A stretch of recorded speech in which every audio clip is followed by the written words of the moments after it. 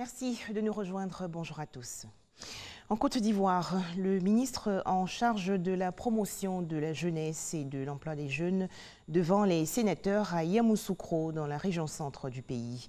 L'occasion pour Mamadou Touré d'expliquer largement les actions menées par son département ministériel en vue de la sensibilisation des jeunes et des différentes mesures prises en leur faveur dans la gestion de la crise sanitaire liée au coronavirus. À la date d'hier, mardi 26 mai 2020, la Côte d'Ivoire a enregistré 54 nouveaux cas de coronavirus, ce qui porte à 2477 le nombre de cas confirmés, dont 1286 personnes guéries et 30 décès, annonce faite hier par le ministère de la Santé et de l'Hygiène publique. Les précisions du directeur général de la Santé, le professeur Mamadou Samba, dans le journal de 13h. Et pour lutter efficacement contre la maladie à coronavirus, 2 nouveaux centres de dépistage volontaires ont été inaugurés, l'un dans la commune d'Atécoubé et l'autre à Bergéville.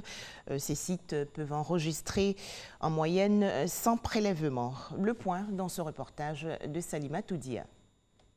Les centres d'accueil et de dépistage du coronavirus se multiplient dans le Grand Abidjan.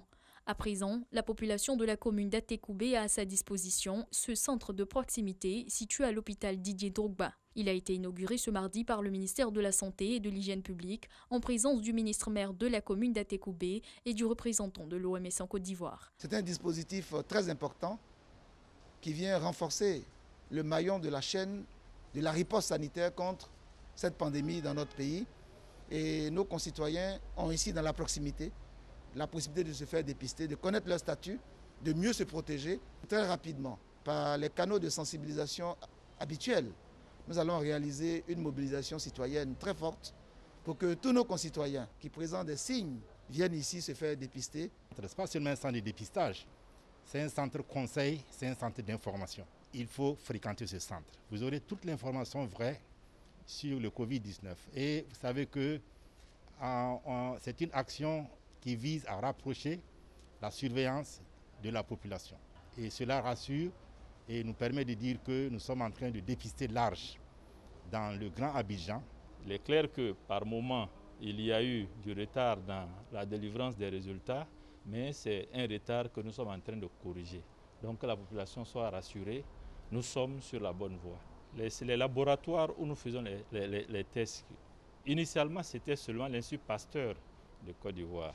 Maintenant, il y a d'autres sites qui ont été associés. Tout comme à Técoubé, le complexe sportif de Bingerville est à présent le lieu pour les patients de la commune présentant des symptômes de la Covid-19 de se faire dépister. Le ministre Eugène Akaoulé invite les populations à mener la lutte en fréquentant ces centres. Pour les différents sites, chaque fois on estime à 100 à peu près. Je suppose que nous sommes à 100 personnes par jour.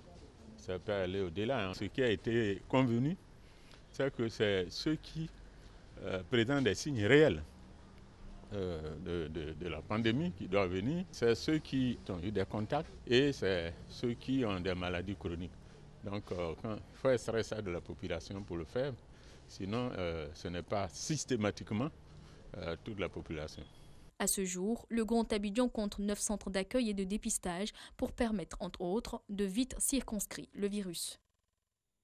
Autre actualité nationale, une vingtaine de tracteurs remis hier aux acteurs des filières riz, maïs, oignons et coton, dont du président de la République Alassane Ouattara lors du Salon international de l'agriculture et des ressources animales 2019. Cette cérémonie de remise des équipements agricoles a été présidée par le ministre de l'Agriculture et du Développement rural, Kobenan Kwasi Adjoumani, dans la commune de Bergéville. Hors de chez nous, 2 soldats ont été tués hier dans le nord du Cameroun dans l'attaque d'un poste militaire par des membres du groupe État islamique en Afrique de l'Ouest. Et 7 autres ont été blessés dans l'explosion d'une mine dans la même localité. Enfin, aux États-Unis, 4 policiers blancs de Minneapolis, ville située dans le nord du pays, ont été limogés hier après la mort d'un homme noir à la suite d'une arrestation musclée. Ce drame a bien sûr déclenché la colère dans cette localité. Voilà, merci de nous avoir suivis. Plus d'informations dans le journal de 13h.